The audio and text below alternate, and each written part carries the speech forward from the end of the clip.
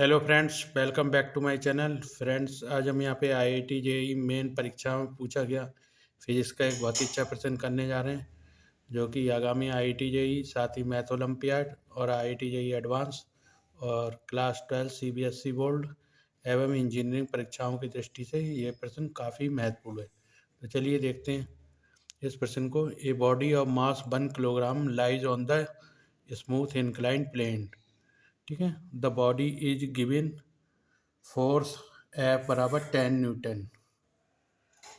ठीक है, horizontally as shown in the figure.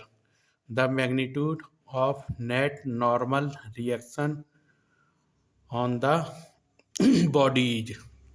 चार ऑप्शन है। पहले 10 न्यूटन, दूसरा है 10√2 न्यूटन, तीसरा है 10/√2 न्यूटन और फोर्थ ऑप्शन है 12 न्यूटन। देखिए, आईआईटी जेईई मेन परीक्षा में पूछा गया प्रश्न है। तो देखिए, सबसे पहले हम फिगर को देख लेते हैं। यहाँ पे एक इंक्लाइंड सरफेस है हमारी, जो कि 45 एंगल पे इंक्लाइंड है, और एक बॉडी रखी हुई है 1 किलोग्राम की, जिसपे एक बॉडी पे एक नॉर्मल एक्शन एन वर्क कर रहा है, और साथ ही एक हॉरिजेंटल फोर्स जो है वो हॉरिजेंटल की दिशा में ही 10 न्यूटन का अप्लाई किया गया है।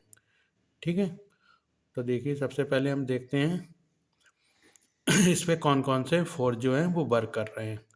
तो देखिए, हमारा जो इंक्लाइंड प्लेन है वो 45 एंगल पे इंक्लाइंड है। ठीक है, तो आप यहाँ पे देखेंगे कि जो हमारा 10 न्यूटन का फोर्स यहाँ पे जो अप्लाई किया गया है, वो भी 45 डिग्री पे इंक्लाइंड से वर्क करेगा। ठीक है, तो चाहे तो आप यहाँ पे निकाल भी सकते हैं, और यहाँ पे देखिए 45 जी है, पूरा जे हो जाएगा 90, तो जे भी 45 हो जाएगा। सबसे पहले आपको समझा देते हैं। देखिए, यहाँ पे एम जी जो एक फोर्स है, यानी इसका इस पे जो 1 ग्राम का द्रव्यमान रखा गया, 1 किलोग्राम का, उस पे जो वेट वर्क कर रहा होगा एम जी 1 × 10 बराबर 10 न्यूटन का। ठीक है, जो कि नीचे की ओर वर्क कर रहा होगा। ठीक है, तो 45 के एंगल पे इंक्लाइंड है। ये एंगल हमारा अगर नीचे को मिला दें 90 हो जाएगा, तो ये वाला एंगल हमारा 45 हो जाएगा, और ये 45 तो ये भी 45। ठीक है, और ये 10 न्यूटन का जो है वो हॉरिजेंटली वर्क कर रहा है, तो अगर ये 45 है तो ये भी 45 हो जाएगा, वो पूरा 90 एंगल है। ठीक है, तो आप सबसे पहले 10 न्यूटन के फैक्टराइज कर लेते हैं, यहाँ पे कौन कौन से फोर्स इस पे अप्लाई कर रहे हैं। तो 10 न्यूटन का देखिए, इंक्लाइंड प्लेन की सरफेस पे इसका फैक्टर क्या आ जाएगा, 10 cos 45 बराबर 10/√2। ठीक है, cos 45 की वैल्यू होती है 1/√2, यानी 10/√2 आ जाएगा। और देखिए, नॉर्मल रिएक्शन की तरफ इसका आ जाएगा 10 sin 45। ठीक है, इसका फैक्टर आ जाएगा 10 sin 45, तो जो भी हो जाएगा बराबर 10/√2। और देखिए, एम जी का एक घटक इस इंक्लाइंड की तरफ आएगा और एक नॉर्मल की अपोजिट डायरेक्शन में आएगा, तो एम जी कॉस 45 आ जाएगा एम जी का इस दिशा में घटक, तो एम जी कॉस 45, तो प्लस हो जाएगा एम जी कॉस 45, और m g cos 45 m g की वैल्यू लगा देंगे 1। एम का 1 किलोग्राम है, जी की वैल्यू 10 है, तो 10 न्यूटन हो जाएगी, 1 से मल्टीप्लाई करेंगे, और कॉस 45 की 1/√2, तो ये भी आ जाएगा 10/√2 न्यूटन। ठीक है, तो 10/√2 न्यूटन ऊपर का और 10/√2 न्यूटन नीचे का। और यहाँ पे हम देख लेते हैं एम जी का इंक्लाइन प्लेन की तरफ घटक जो है एम जी साइन 45 हो जाएगा, वैल्यू लगा देंगे एम की 1 और जी की 10, और साइन 45 की 1/√2, ये भी आ जाएगा बराबर 10/√2। अब देखिए, इंक्लाइंड सरफेस पे जो फोर्स वर्क कर रहे हैं 10/√2 नीचे की ओर और 10/√2 ऊपर की ओर, तो दोनों कैंसिल आउट हो जाएंगे, तो हमें केवल नॉर्मल रिएक्शन ही देखनी होगी। तो नॉर्मल रिएक्शन किसके बराबर हो जाएगी, 10√2 + 10√2, तो हो जाएगा 2 × 10/√2, और ये हमारा सॉल्व आउट करके 10√2 और न्यूटन आ जाएगा। ऑप्शन बी यहाँ पे बिल्कुल करेक्ट हो जाएगा, option B is the correct answer.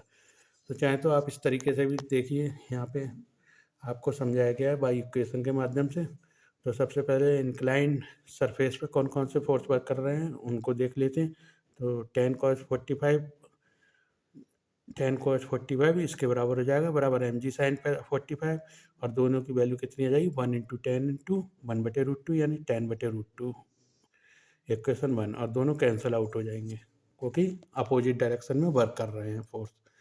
ठीक है, और वही नॉर्मल एक्शन जैसे कि अब आपको फिगर से समझाया था, अब थ्योरी के रूप में यहाँ पे आपको बता देते हैं। तो नॉर्मल एक्शन बराबर देखिए टेन साइन 45 अंश, इसका 10 न्यूटन का फैक्टर यहाँ पे घटक 10 साइन 45, और एम जी जो नीचे की ओर वर्क कर रहा है उसका घटक एम जी कॉस 45। तो 10 इंटू 1/√2, एम की वैल्यू 1 इंटू जी की 10 और कॉस 45 की 1/√2, तो जाएगा बराबर 10/√2 प्लस 10/√2 बराबर 10 जाएगा इंटू 2/√2 बराबर कैंसिल आउट कर देंगे बराबर 10√2 newton. Option B is the correct answer. तो देखिए यहाँ पे ऑप्शन बी जो है वो बिल्कुल सही हो जाता है, 10√2 newton is the correct answer. तो B option is the right answer, 10√2 newton is the correct answer. तो फ्रेंड आप लोग हमारे चैनल को ज़्यादा से ज़्यादा लाइक करें, सब्सक्राइब करें और फ्रेंड और मित्रों में से ज़्यादा से ज़्यादा शेयर कर दें। ठीक है, साथ ही IIT JEE मैथ और IIT JEE फिजिक्स और फिजिक्स ओलंपियाड, मैथ ओलंपियाड जैसी परीक्षाओं को क्रैक करने के लिए आप लोग हमारे चैनल से जुड़े रहें और लाइक सब्सक्राइब फॉलो करके मोटिवेट हमें करते रहें। मिलते हैं नेक्स्ट वीडियो में, तब तक के लिए धन्यवाद फ्रेंड।